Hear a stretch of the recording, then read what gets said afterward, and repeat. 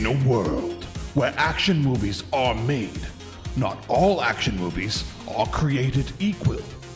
Only the best make it into the Action Movie Hall of Fame. Knock, knock. Can you fly, Bobby? There can be only one. And action. Hi, I'm Matt Brandt. And I'm Derek Bordelot, and this week we're coming to you from a nice little diner conveniently located in the middle of nowhere. I'm the only customer that comes here. Seems like it. Me and two Bruce Willises. Welcome to the Action Movie Hall of Fame. Bruce Will-I? Where each episode we do a deep dive on an action movie, and at the end we have to decide, we have to agree if the movie belongs in our Action Movie Hall of Fame. Whew. Now, it's a big task. Yes. And it probably goes A lot of without pressure. saying. Yeah, a lot of pressure. It probably goes without saying. There are going to be spoilers. Derek, what movie is up for potential induction into the hall this week? This week's nominee is 2012's Looper. Oh yeah, I remember that one. Let's check it out. It's nearly impossible to dispose of a body in the future. I'm told. Tagging techniques, whatnot. So when these criminal organizations in the future need someone gone, they use specialized assassins in our present called loopers. And so, my employers in the future nab the target. They zap him back to me, their looper. He appears, hands tied and head sacked. And I do the necessaries. The necessaries are killing. Yeah. That's Joseph Gordon-Levitt as young Joe, casually describing his life as a mass murderer in 2012's Looper. Yeah, I guess that is pretty bad. Written and directed by Ryan Johnson, known for 2005's Brick, and then, of course, Star Wars Episode 8, The Last Jedi, and the Knives Out trilogy. And also, I would also say, and Looper. Well, Sorry. I already It's said. implied. It's implied. Sorry. Well, I said it's written and directed by, who also did, so... He also did Knives Out. I said that at the end. Are you not listening? I know. I'm just joking. Starring Joseph Gordon-Levitt as young Joe, Killing me. Bruce Willis as old Joe, or future Joe, if you want. Emily Blunt as Sarah, Paul Dano as Seth, and Jeff Daniels is on the cast as well. Yeah. With a budget of $30 million, so actually pretty small, considering. We're talking that's Die Hard budget. That's Die Hard budget 15 years later, so... 15. Isn't it? No, 25. You're the numbers guy, apparently. Yeah. How much did it rake in? Worldwide, $176 million, so... It made money. It returned on investment. But not a huge... No, not a pretty small huge movie. But good considering the size of it. Yeah. Clearly. You had some more information on the box office, Derek? Oh, just from the weekend that this came out. This was second on its opening weekend to film juggernaut Hotel Transylvania. Oh, yeah. Yeah. And then so this was second, and third was End of Watch. Okay. Which is another interesting movie that we may cover. I could see us doing that this year. Rotten Tomatoes, critics gave it a 93. A little less for the audience, 82, but still clearly well received. I remember it being very well received when it came out. Yeah. Reminder: we are watching the movie. It's on a screen as we're doing this. We are your average person in 2022 who easily gets distracted, so we'll try our best to describe what we're seeing as we go along here. Also, a reminder: rate and review. Give us some please. stars. Don't do the 4-star thing. You might as well be just giving us one. Maybe you're not feeling a 5-star, but just roll with it. Yeah. And help We'd us really out. appreciate it. Yeah. And just assume that eventually we're going to be more of a 5-star show down the road. I like that thought. Right now, I feel like we're probably like a 3.5. Our last show, we did Batman Returns. Yeah. Sadly, did not make it in for some reason. We just couldn't see our way. Couldn't, in all good conscience, put it in because it's awful. It's too boring. It's very boring. It's too boring. The Penguin's gross. Yeah. The actual penguins do not strike fear. No. So yeah, it just doesn't work on almost every level. I think we're of consensus that a huge pack of animals with any animal with rockets on their backs is not a good plan. Yes. Especially when they're like a candy cane. Weren't they almost like a they're shop? Yeah, they're meant to be a joke for sure. They look not threatening. They look like fireworks. Look like a prop. Yeah. All right, let's take a step back in time, shall we? Let's go back all the way to 2012. Oh, gosh, it's 2012. I can't wait to see looking Hotel around. Transylvania. Good luck. You buy your tickets now. You might have to wait for a later show.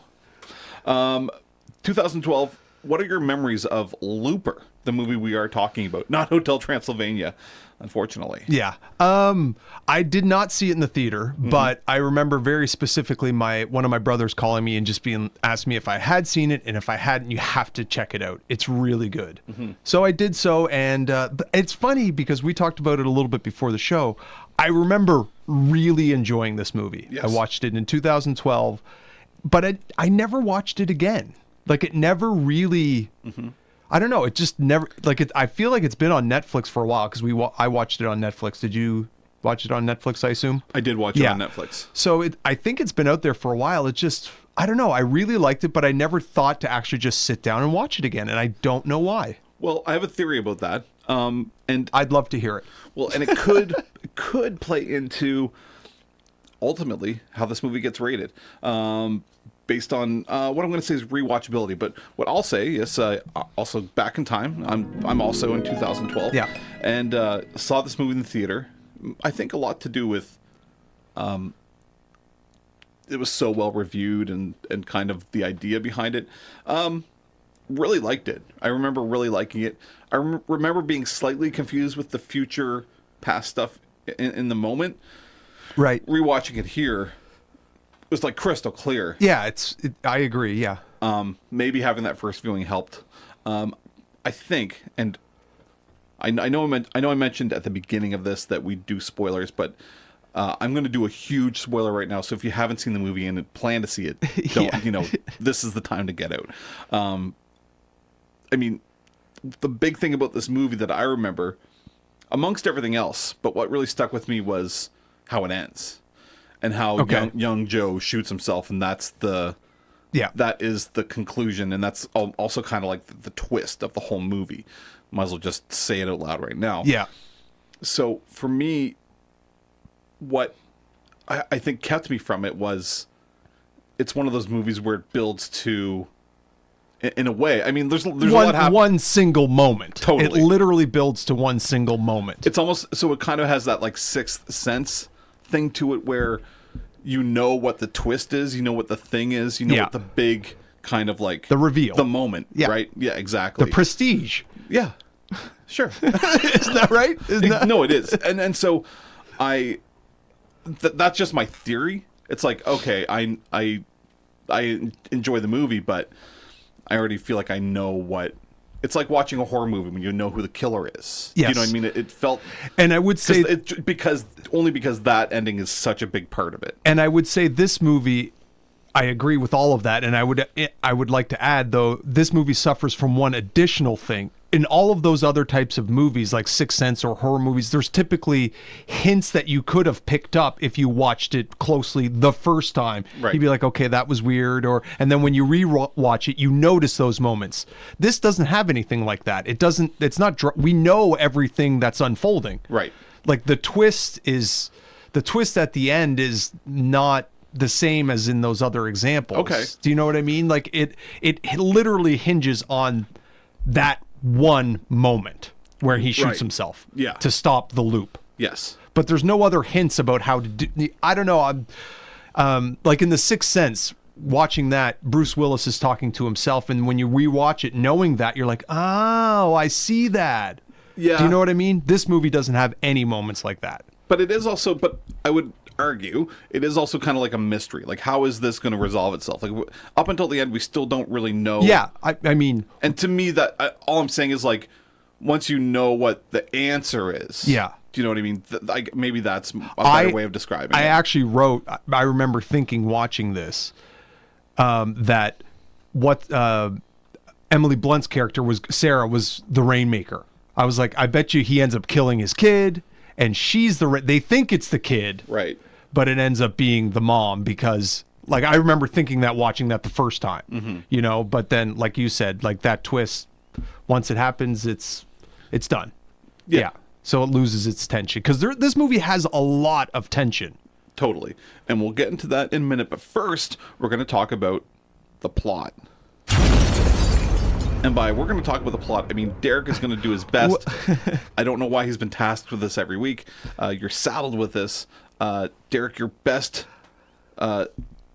description of the plot for this movie. It's funny because I could have just basically repeated what you play, what Joseph Gordon-Levitt said in the beginning, because his was much more elegant.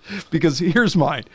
In the year 2044, Joe works as a looper, which is an assassin who kills people sent back in time from 30 years in the future.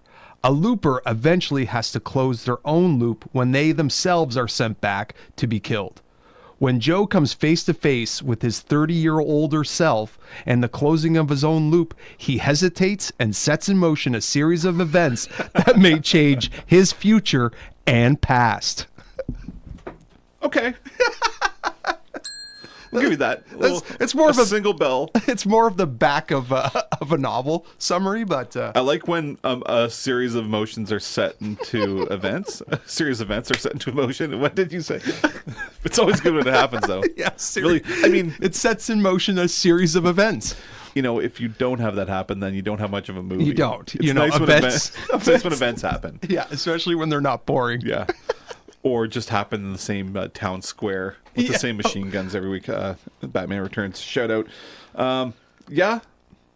It's pretty good. Yeah, it's not bad. Thank you. I mean, it's hard. But I really felt like rewatching this movie, a lot of things made sense.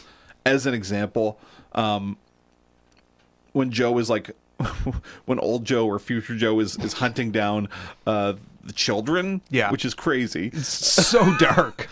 But what I realized when young Joe sees what Sid is capable of, he realizes that he's the one that they're looking for, and then old Joe immediately has that memory, and then doesn't have to go and eliminate another kid. Right. Yeah, it stops him from killing Susie's kid. Like, I would say the first time through, like, that was, like, lost. Like, what's that? Like, if... Yeah, that's something that might have been lost on me. Right, but why didn't he kill the second kid? Yeah. This time through, it's like, it was very crystal clear and to the point, like, a very well-written movie. Oh, extremely well. That's why I pointed it out that Rian Johnson also wrote this. Because a lot of times throughout, what this movie does really well is drops little pieces of dialogue throughout it that when something happens later, like this kid's ability, it's like the telekinesis thing. Like they just talked about that briefly, like the conversation at the diner. They just dropped all these little nuggets that when everything tied together, there was a story there from A to B, and it was just really well done. And they didn't have to like dwell on it. No. It was like literally Paul Dano playing with a quarter in his hand for like 10 seconds. Ooh. Yeah. Do you smell that? I do. It smells like steaks. Not those steaks. Different steaks, Derek. We're talking about the stakes in the movie. Now, I have trouble with this one. And I'll lay out my feelings on this.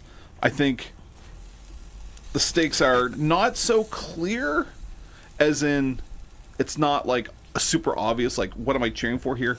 And I think in the end, what you're cheering for is big picture, that love conquers all. Yeah. But that's lame, right? Kind of. Yeah. But is kind of. But that's what you're hoping for. Yes. But we don't really know that till the end. And the other one is just that we have attachments to these characters, Yeah, and we don't want bad things to happen to them. Right. Right? Like they're just people that they're characters we've come to know and want a good outcome. Yeah. Well, we find out, like, yeah, the stakes in this are hard to quantify because we don't see any of it, because at the beginning they start there's a nice music montage of closing the loops. Yes. So we find out that there's some rainmaker in the future that's killing all these, basically taking over the city or taking over, I don't know, a lot, Yeah. and killing all these loopers. So we don't see that.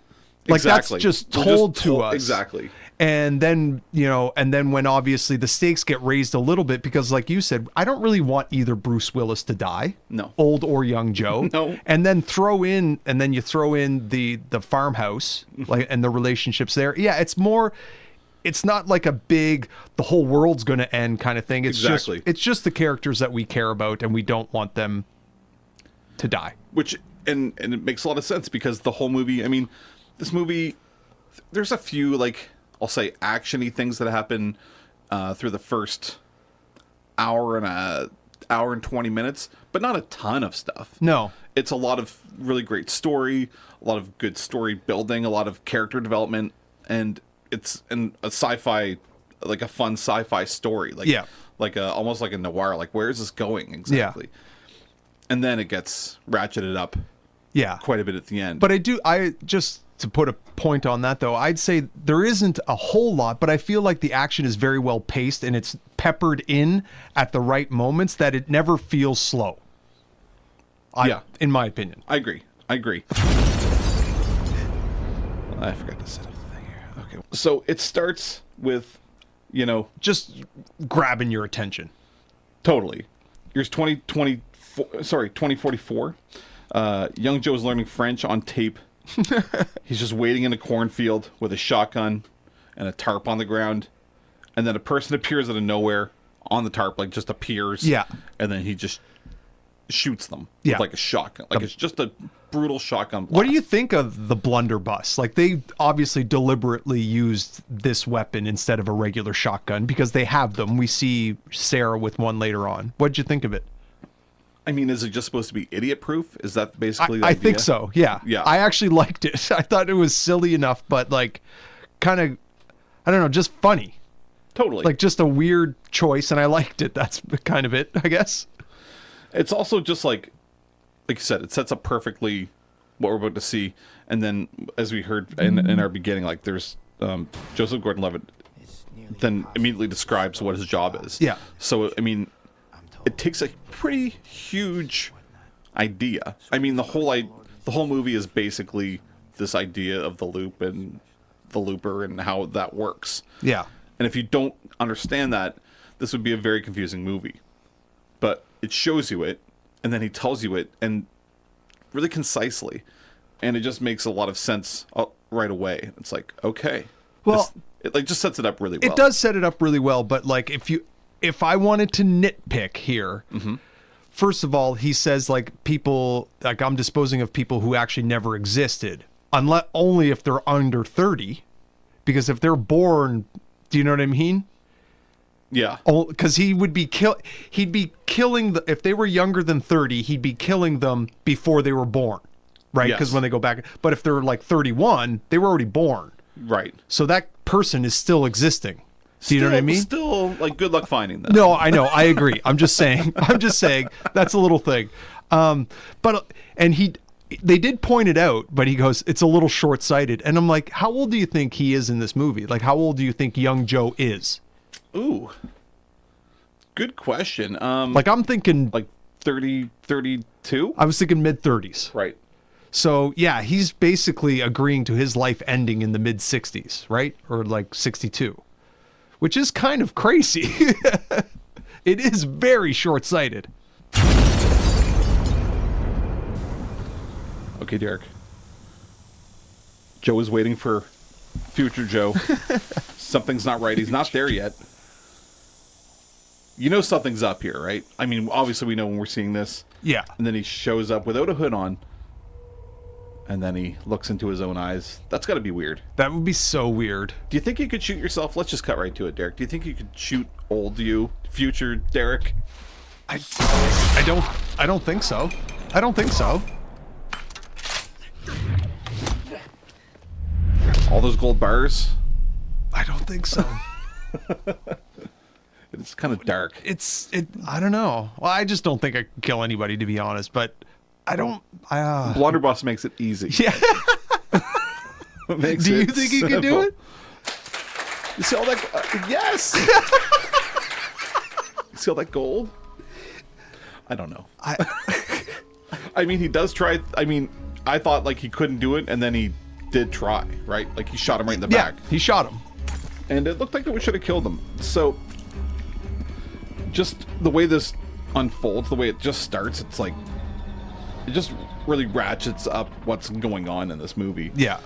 Because this is only what, like 20 some odd, 25 minutes in ish. Yeah. So yeah, it gets going pretty quick. It is just pretty funny too, like just how that unfolds. It's just a bit of a calamity. He hesitates, which is bad, and then Joe decides to run away. He does shoot him, but the gold bars act as a shield, which a vest.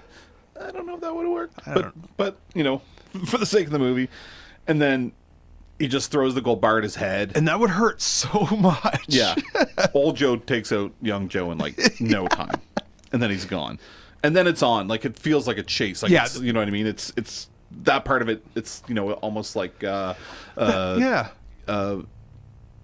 the movie I'm thinking of? Dr. Richard Kimball, Fugitive. The Fugitive. We got a fugitive on the loose. It's Bruce Willis. Old Joe, future Joe's on the run. Young Joe has to go back to his apartment for money. I don't really like that either. Why?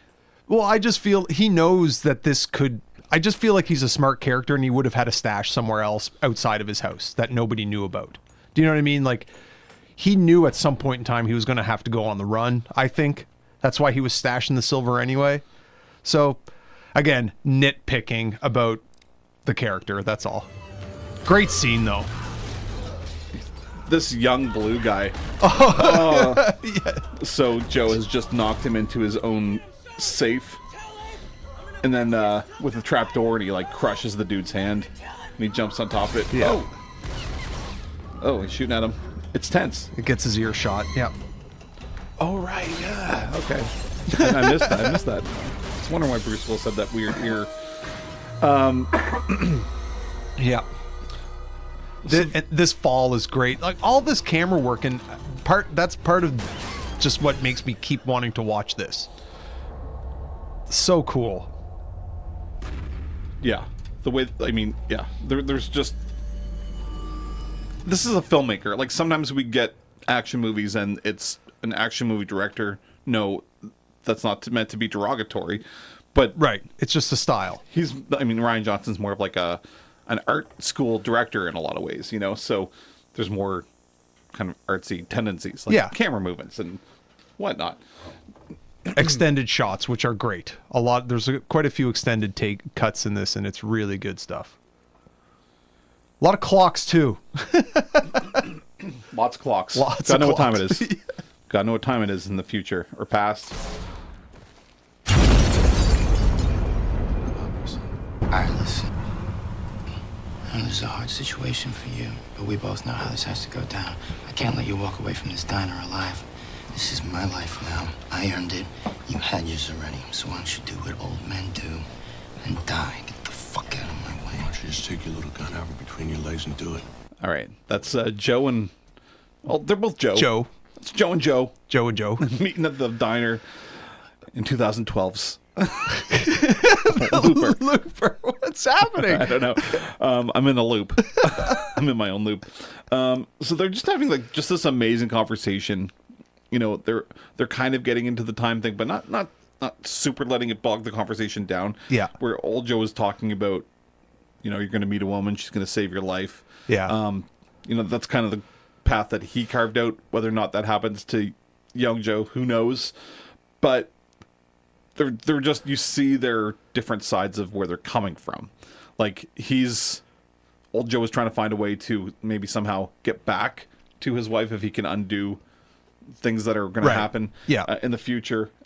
Meanwhile, young Joe's like, I just need to kill this guy, and then I can move on. Yeah, because right now he's a target.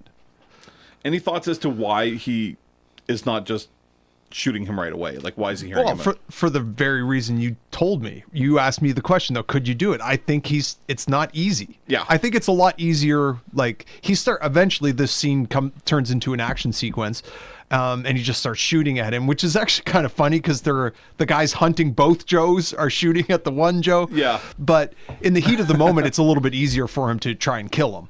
But when you're just sitting here like this, I don't know. I mean, is it suicide? I don't know. I think the whole thing is an interesting question. And that's the only reason why I can think of him hesitating. Right. Like, he could have just shot him walking into the diner. Meet me here, and then shoot him. But he didn't, so. And then the bad guys show up, and then things go off the rails. Like, their whole thing was about to blow up, but then it kind of got blown up for them, which kind of, I mean, makes things better, because then otherwise, I don't know how you actually choose what happens there. You know, Bruce Willis punches him in the face again and runs away. Yeah. So you can't have the same thing happen twice. But I do love how when they break in, everyone starts shooting at old Joe, including young Joe. Yeah. And then they're chasing through the field, and he gets away. And, you know, young Joe just throws his gun down and just sticks into the ground because he's pissed, and he puts his hands on his knees and he's bent over. Then he realizes, oh wait, now they're going to be coming after me. So he immediately starts running. It's just fun. Yeah, it's just fun. And then he hops on the hover bike or whatever. He takes off on that, and that knocks the guy backwards. It's just what starts off as like feeling like a very dramatic scene turns into like a pretty cool little. I mean, it doesn't last a super long time, but also when Bruce Willis, after the bad guys break in, Bruce Willis looks down on the floor looking for young Joe, and he's like escaped. It's just a simple thing, but the way that camera moves from Bruce Willis, hands around the booths, it's just a little thing, but it's just so good. I mean, it grabs your attention. It's just, again, probably not seeing that in many action movies. No, not that attention to detail. And one other thing about this movie, it's bloody. Like, yeah, it is. At the beginning, when they're doing the music montage of closing the loops, like, the guy's getting shot, like chunks of people are going. And in this scene, in the diner scene, when the bad guys barge in, or Abe's men, I don't know if they're anyway, when Abe's men barge in, he shoots them, and tons of blood splatter on the back wall. Like, just good stuff all around. New. Those guns. How'd your sister die? What are you doing How'd with your those sister guns? die? How'd she die? Is that what happened to her? No, Did he kill her like that? No, listen, he was climbing a bookshelf, okay, and it fell back on him, and he gets scared, it explodes. Like, one day he'll learn to control it. Yeah, I know he will. Imagine what he's gonna do. Like, if he did good with it, though, if he grew up with me raising him, if he grew up good. He doesn't. You stay away from him, Joe. Yeah. Wow. Yeah. Goosebumps. Yeah. I got chills a few times watching this movie, I have to be honest. It's a good movie. It is good. When she steals the map from young Joe, and she sees the numbers at the top of the page, and her face, because she knows what they are, and it's about her kid. Oh, man. I got goosebumps. So we've started isolating just 3 scenes in movies that we want to talk about. Often we get overloaded with the number of things that we want to talk about, and in the interest of trying to shorten things up, we decided to just try to keep it to 3 scenes a movie. So we've done 2 already, but now we are cheating a lot because basically we're talking about the last, well, I mean, how long is this? The last 25 minutes? At least the last 30 minutes of the movie. Yeah. I mean, yeah, so it starts when we're going all the way back to when Jesse, one of Abe's men, Jeff Daniels, one of his guys comes looking for Joe. And so... Yeah, at Sarah's place, at the farmhouse. So he'd been there once. And then, Sarah and Joe kind of let their guard down. And by kind, I mean completely let their guard down. They sleep together. The next morning, Joe comes downstairs and Jesse's there with Sarah hostage. Sid is on the stairs watching some of this unfold. He kind of just trips. I think he kind of is startled when the guy kind of like looks at him, the guy with the gun. Yeah. He falls down. And how would you describe what happens next, Derek? A super slow motion scene where, I don't know, everything just gets turned up to everything starts floating, and Sarah, or who is Joe, is running for Sid falling down the stairs, and then Sarah, all this is happening in super slow-mo, tackles Joe, and Joe's face in that split second when he's tackled, like, why is she coming after me, is so good. It's so confusing. Like, so confusing. Because he's concerned about Sid. Yeah, but she knows Sid's fine.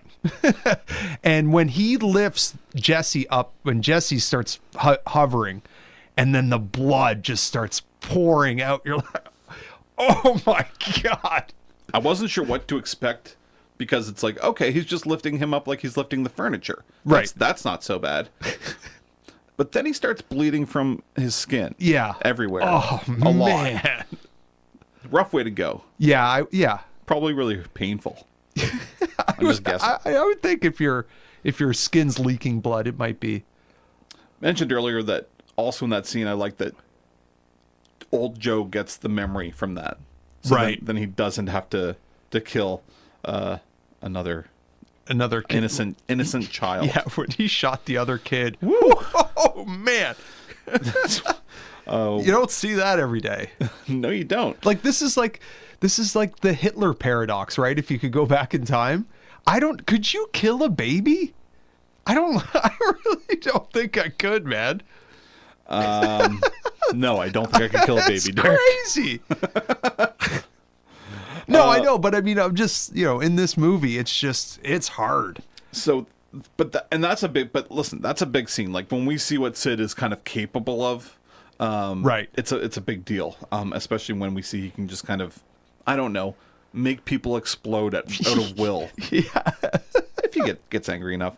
Now, another big thing that happens in all this is old Joe gets caught. Yeah. By young Blue, because he goes to the second kid's house, so he kind of ambushes him. He's in the bedroom of the kid that Joe's was expected to kill. But anyway, so young Blue gets him, takes him back to Abe's base. Yeah, this is good stuff. And it just, I mean, first of all, it's funny because this young Blue guy, he's just been a disaster this whole movie. Yeah, a complete screw up. He finally does something like really good, and Bruce Willis like shoots him in the foot or in the leg or something, like almost immediately. Yeah, and then Bruce Willis, old Joe, oh man, future Joe, he just plows down basically every single bad guy that's in that headquarters, right? Like, and how many do you think he took out? Well, it's actually, Derek, this is a good question. Oh, okay. Here we go. There's two separate questions. Here we go. He kills a bunch of people with guns. He kills a bunch of people with explosions. So I want gun deaths. I want explosion deaths, and then I want the total, if you will. So let's start with. So gun deaths, I'm gonna go with, because he killed a lot of guys in that room, and then when we don't even really see. So I'm gonna say with guns, 32. Okay. And with the grenade belt thing, the bandolier, I'm going to say, I'm going to say 36 for guns because I didn't count Jeff Daniels' crew in that room. So 36. And then I'm going to go with, I think 25. So what's that? 61. 61 total people. And you're sure about that? I'm 36 plus 25? Yeah, that's right. 56 plus 5 is 61. Yeah. That's my final answer. Yes! I counted, and you're exactly right. So I do like that he goes akimbo submachine guns at one point. I mean, it's just ruthless, and it's kind of like it's a little bit of fun. Gotta say. Totally. Like it's It's bloody. It's not for kids. Yeah. But also, like you mentioned earlier, another scene of great camera work where it just pans to one side. A guy comes down the stairs, shoots him like 100 times, pans back. You hear him coming. Yeah. You know what's going to happen to him. Yeah. Young Blue is still alive after all this. Yeah. I like that we just find Abe dead. Jeff Daniels just, Shot there to the could have head, been yeah. a big over the top scene where, Bruce Willis goes in but cut the fat. We didn't need all that. Yeah. Because really, Jeff Daniels' character not that important. He was weird. He's a function. Like, he's just sent from the future to, like, he's a manager. He's Yeah. he's a mid manager. He's a mid-level manager, totally. In a future, gangster organization. Just a classic job in 2044. And so after Kansas. So after all this, Joe breaks out. We know where he's going. Old Joe, yep. He's going to the farm, so we have this now showdown happening at the farm. So Yeah, because like you mentioned, that clip we just played of young Joe yelling at Sarah, that's him flipping sides. Yeah. That's him saying, no, Sid needs to die. Yeah. Because he is way too powerful. Except, that doesn't last very long. No. 'Cause he runs out and finds Sid in the field before Sarah does. And Sarah's worried, obviously, that Joe's going to kill him. But no, he decides, he's like, this is a kid. Yeah. This is still a child. Maybe his fate hasn't been sealed yet. Exactly. Oh, there were a number of times I thought maybe Sid's future had already been sealed, like he already was going to be bad. Do you know what I mean? Well, yeah. Because there's a bunch of times where... Oh, yeah, he treats Sarah quite poorly. Yeah. But I understand, I guess, a little bit because she gave him up and he thought her sister was his mom. But, yeah, he did seem like he's not a great kid. So, well, he's helpful, but he's also, like... Dark. He's seen some stuff. Yeah. Let's put it that way. Yeah. That's true. So young Joe, Joe's told Sarah, get out of here. Just get in the truck and get out of here. Right. Young Joe kills young Blue, who shows up on the hoverbike. Young Blue just a glutton for punishment. Just a complete failure. So Sarah and Sid are trying to get away at this point, but they run into old Joe on the road. He's shooting at them. So Sid uses his telekinesis to flip the truck. Yeah, okay. I feel like he could have just moved old Joe. Right? He could have just exploded at him. You could have just taken his gun from him. I don't know. But yeah, he panicked. That's what I'm saying. He panicked. Looked cool in the truck flip, though. Super cool. That's the main thing. So they run. So Sarah and Sid run towards the sugarcane field. Sid gets shot in the face. Now I thought here he had turned evil. I thought maybe that was when he turned evil because he was pissed. Oh yeah, super upset. He does the big explosion thing, and it's beautiful. Like there's like the grass is like floating around. Sarah's floating in the air. It's just a beautiful. Yeah, when it goes from chaotic to peaceful, like when she's talking to him, it is nice. But yeah, he looks super evil right there. He looks. He's like the Omen. Oh. How does he come back from that? I don't get it. A mother's love, man. Oh yeah, actually that's the next thing on my note. The power of love takes over. There you go. It's okay. I love you. Calm down. Good boy. Mommy loves you. Mommy loves you. I might actually cry. I might actually start crying. It's okay.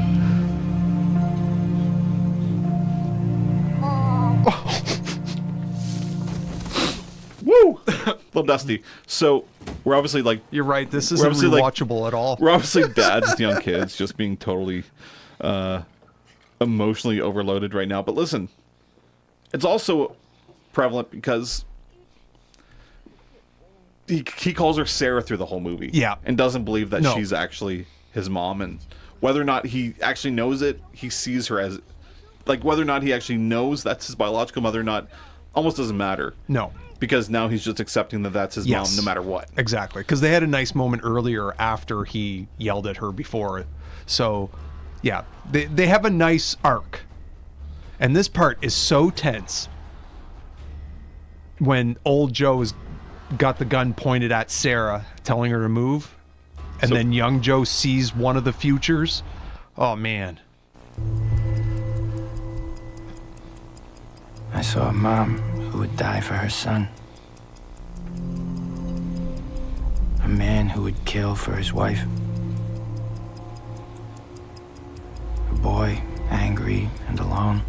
I mean, it makes a lot of sense. It all makes sense. Everything is tied together really well. It fits, and it is like it's heartbreaking when he realizes what he has to do, and then, but it's also kind of like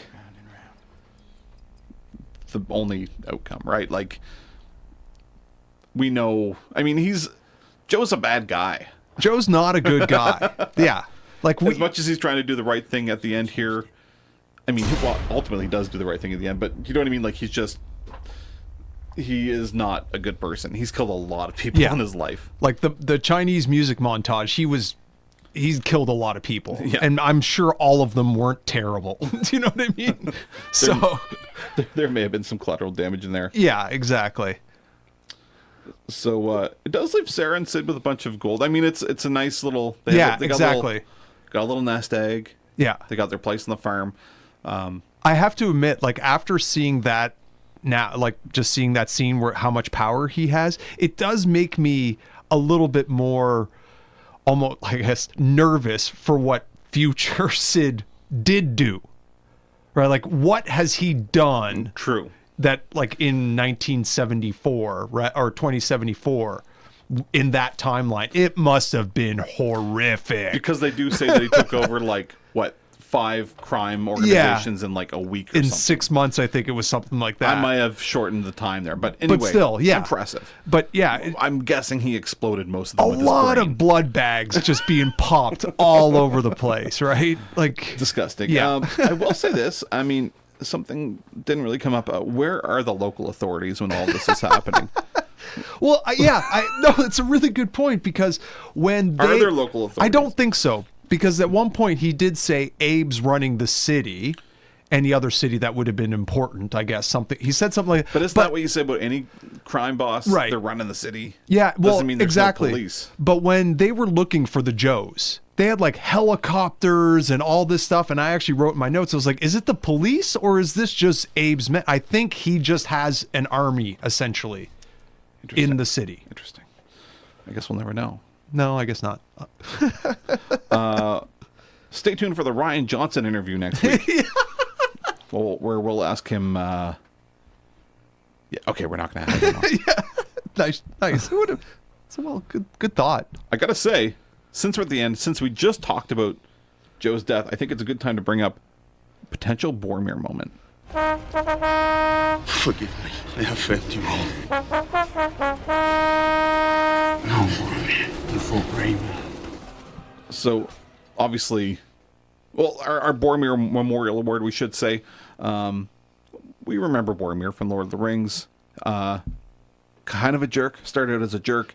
Ended up making a brave stand. Yeah. Dying valiantly defending some of the little ones, the hobbits. Do we have a Boromir Award winner here, Derek? Make the argument. Yeah, absolutely. I don't think suicide doesn't count as sacrifice for the saving people who deserve to be saved. Right on. That's pretty much it. I mean, it's not only is it a Boromir moment, it's also like the whole, again, I mean, back to how we started this whole thing. I mean, it's kind of the whole twist of the whole movie. Yeah.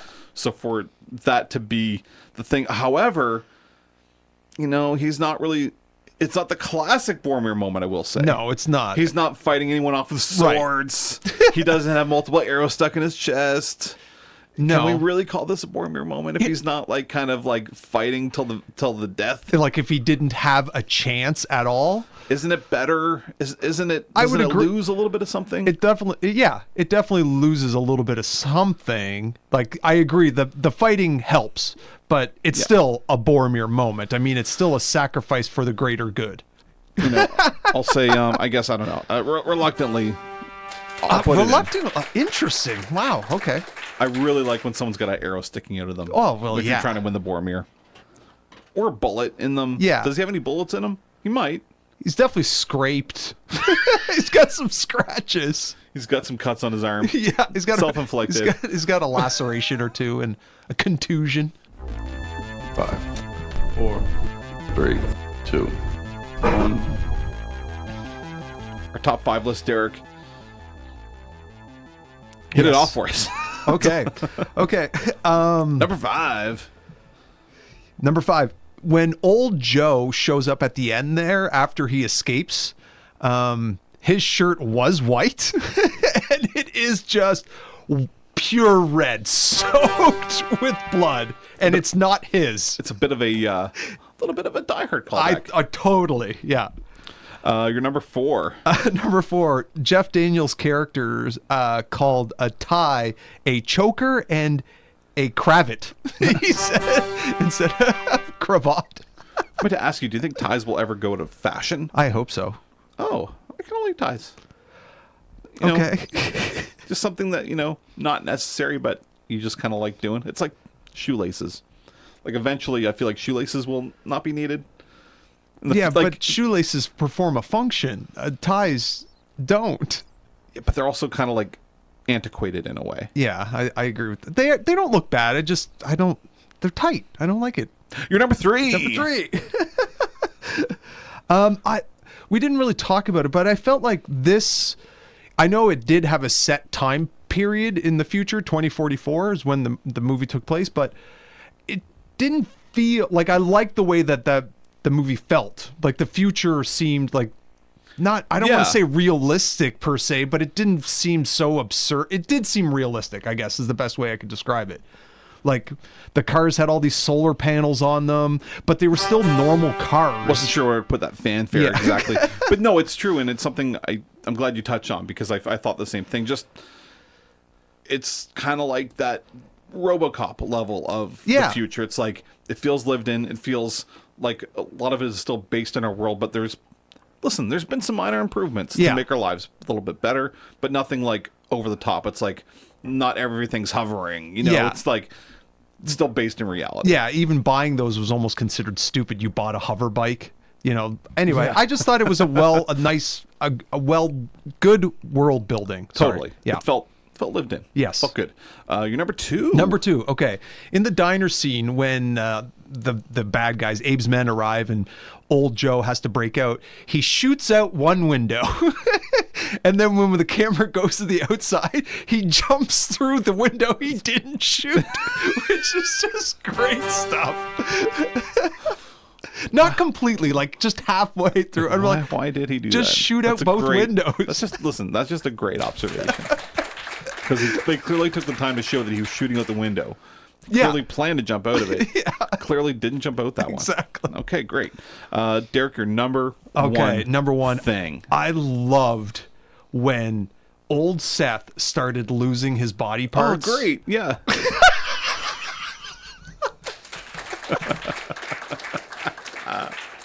Oh, great. But like starting with the fingers, then his nose, and then the feet when he was driving. It was so good. So what was happening there, though? One of two things is happening. I don't know if it was explained. So either like young Seth is like slowly dying, and so this other guy's old Seth is fading away, or they're cutting off his. Well, that's what I was wondering. Is he getting like his fingers? because cut off? So they wrote the address on his arm. They carved that into his arm, so he started to go there. Right. And then they cut off his fingers. Young Seth's fingers. It's like, did they want him to get there? Do they know? Yeah, I know. It's that was kind of funny. That's what I was thinking the second time watching it when I was watching it this week. You're like, you're not giving him much of a shot to get there. He has to climb over a barbed wire fence. Yeah, with no fingers or feet. I dare say that's nigh impossible. But I just love the way that scene unfolded. Nice. Good job. Good top 5, Derek. Thank you. Don't get many compliments from Matt. Laying them on this week. You're welcome. My number 5.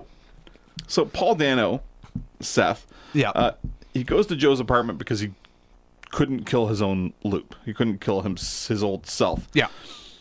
So he's there. He's just classic Paul Dano, like whimpering, pathetic. Right.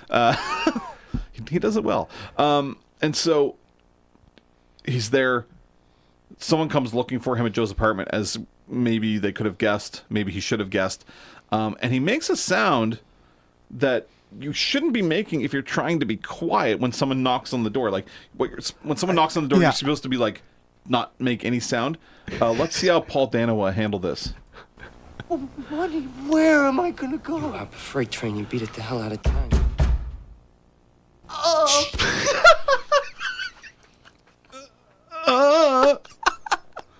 Like loud enough for the person who knocked to hear you. Totally. Yeah. What's he doing? That was That's my number 5. My number 4. When Sarah, she has this humongous safe in her house that she uses to hide in when Sid has his freakouts, like literally to keep her safe. Yeah. Like to stop her from dying. Yeah. How relatable is that? Wouldn't we all like our own safe as parents just to hop in and just Until the chaos hits. just get out of there. Just cut yourself off from whatever's happening out there. Oh, man. Could use a humongous safe in my life. I don't know. That's just me. Number 3, the secret tunnel Oh, yeah, yeah. that Sid's grandfather built. Who doesn't love a secret tunnel? Oh, absolutely. I love a secret tunnel. I wish I had a secret tunnel. Maybe I do. I can't tell you. Sorry, there's definitely no secret tunnel. Stop asking about it. My number 2. When Bruce Willis, this is gonna sound bad. When Bruce Willis kills the first kid, Oh, yeah. I didn't love it. Can't even say I liked it. But what I liked was the enormity of how they made it feel. His reaction? Yeah. Yeah. I mean, first of all, I think we kind of get inherently that once he does that and nothing changes, like he's not immediately beamed back to his world with his wife. Right. He knows he's just killed an innocent kid. Yes. So it's not just like that he did it, it's that he did it for nothing. Yeah. I think it'd be hard enough to do it even if to make the did change comparison. it, yeah. If you're still killing Hitler as a Baby Hitler, you're still killing a baby. Weird conversation. But yeah, so just the way he acts, he's doing it for a reason, but he's not feeling great about it. Right. Yeah. You know, he's still a stone cold killer, not a good person, but not a complete monster. Okay, maybe. He did kill a kid. He did kill an innocent kid, so I'm going to pass. Oh, he's a monster. He's a monster. Kick, save, and a butte. Number 1, Emily Blunt pretending to smoke a cigarette. Oh, I like that. I thought that was funny. We all know how that feeling, right? Yeah. She works on a farm. Long day on the farm, just kicking back on the porch at the end of a hard working day. What am I saying? Hard day's work, I think, is what Thank you you. were going for. Thank you. That is correct. And so, and then she's pretending to have a cigarette. Yeah. She And, quit for her kid. We've all been there. Yep. We all know how that feels. Actually, I'm not really much of a smoker, so I actually don't. But I kind of get it. Yeah. I can imagine if you're a smoker, it'd be like It looked good. looked like she It made me want a cigarette. looked like she was enjoying it. Yeah. And that's her top 5. That was great. 5, 4, 3, 2, 1.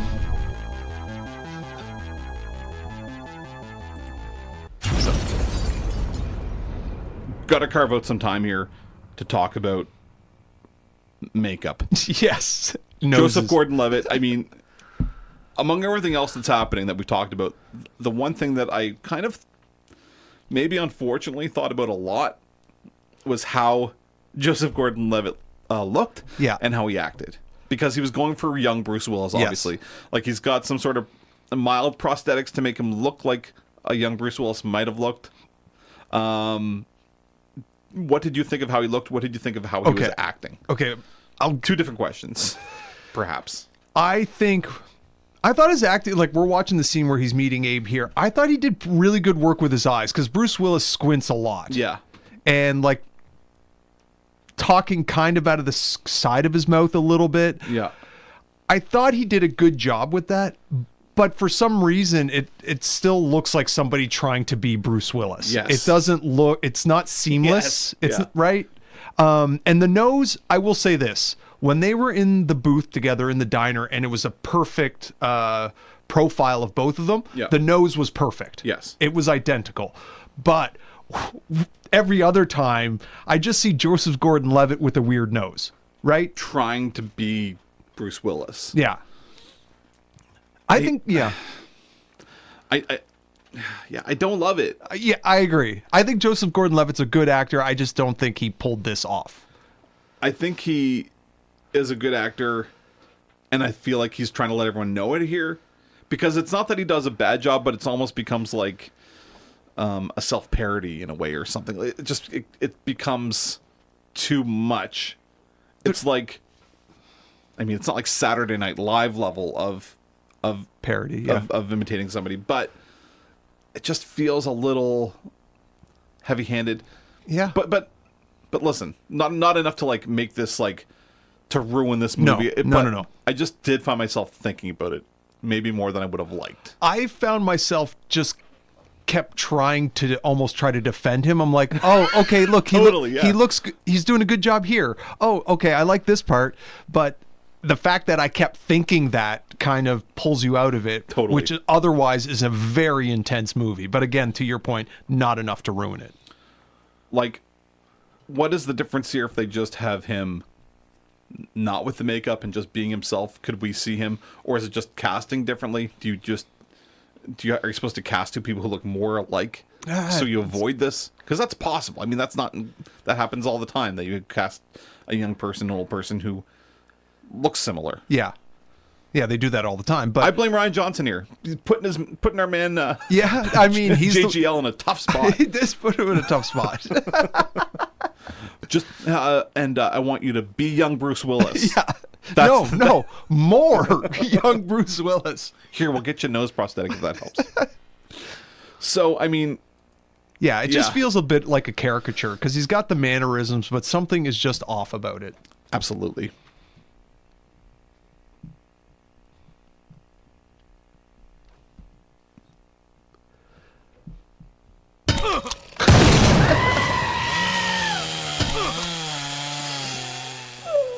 Best death.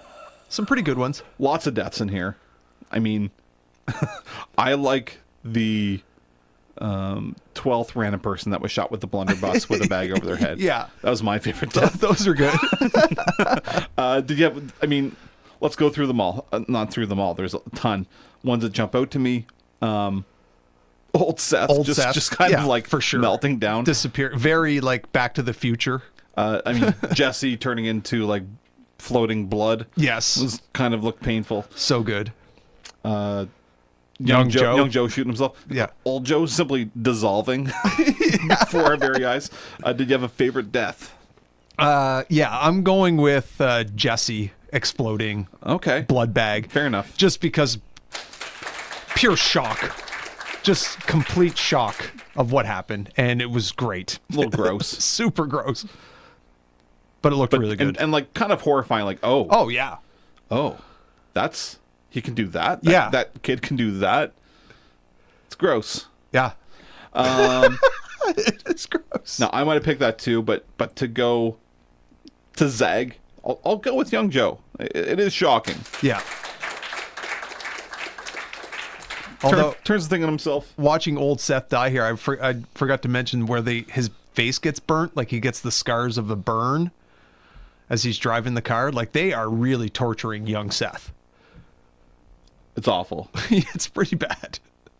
And just the way his Yeah. we're watching old Seth's legs just collapse below him, and now he's just crawling. Yeah. That's a pretty good death. That's a pretty good death. It is a good one. And now we got to do best scene. Is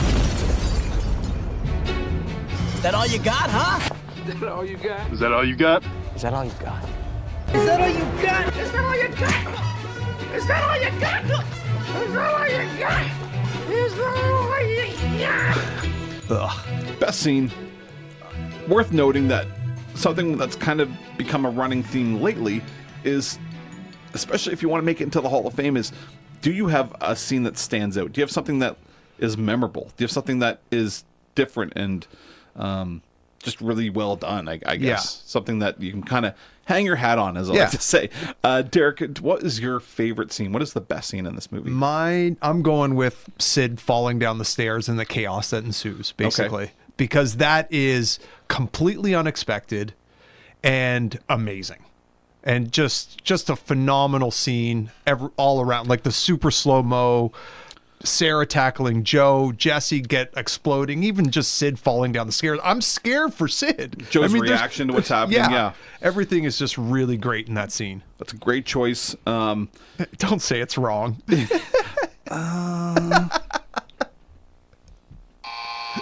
It's not right. No, it's a great choice. And lots of great scenes in this movie. Yeah. But I am going to go with the scene we watched earlier and had us both in tears, Derek. Oh, yeah.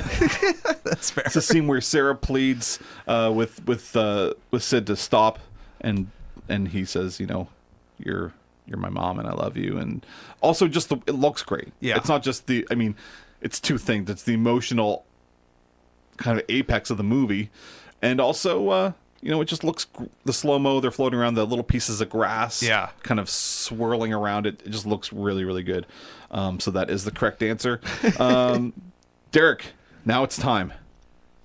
This is serious. This is. The music's tense. There's a reason.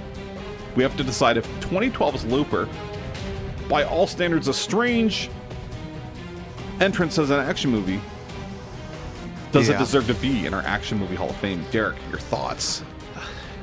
Like I said, I've been trying to cut these down, my conclusions, and I'm going to say, yes, this movie is excellent. I mean, I know there is a concern for rewatchability, but I am definitely going to watch this again, like when my kid, because I could easily see this being a classic, a sci-fi classic. Because like I could see my kids watching. It's very violent, so we're not going to watch it anytime soon.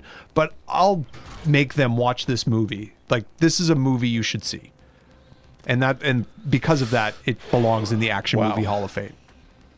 That's 1 point. Now, finally, the pressure's on you. Now we all know that's 1 point, and you need 2 points. That's right. To get in. Damn it. A lot of pressure. Okay. What are your thoughts? Let's talk it out. That's what I say. Character development. A lot of this movie is not action. It gets sprinkled. We get a lot towards the end. But the first over half of this movie, not a ton of action, quote, happening. A lot of character development, though. So we get to know these characters quite well. But without it being like overly like talky, we're not getting a lot of like exposition. We get little hints here and there, but in a way that we get to know these characters, which I appreciate.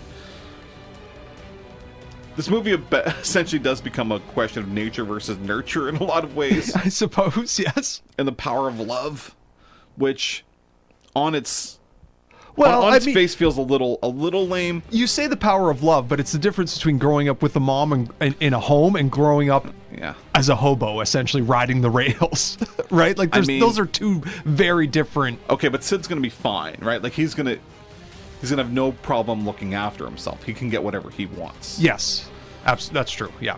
So, I'm packaging it as a lame kind of thing, but it is actually nice. Talk about twists. The other thing is like the super lame thing is awesome. I think best scene could have easily gone to the very last thing where old or young Joe shoots himself, right? Yeah. Yeah. And I think to that point, this movie ends really well. Where a lot of action movies, like, you're just waiting for it to be over. Like, the good stuff has happened.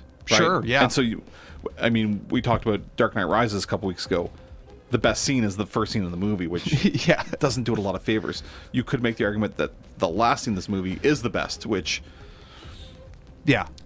And so for that reason, Derek, I'm a yes. Excellent. Yes.